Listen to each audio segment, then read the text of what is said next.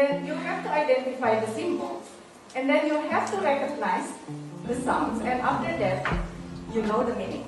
So there are stages there. Yeah. First tip, point to the words and divide your eye contact. This is the most crucial aspect of reading aloud.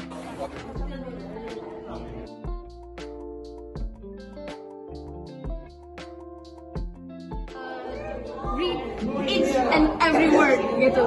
Even though kita ada. Guess how much I love you, he said. Oh, I don't think I could guess that.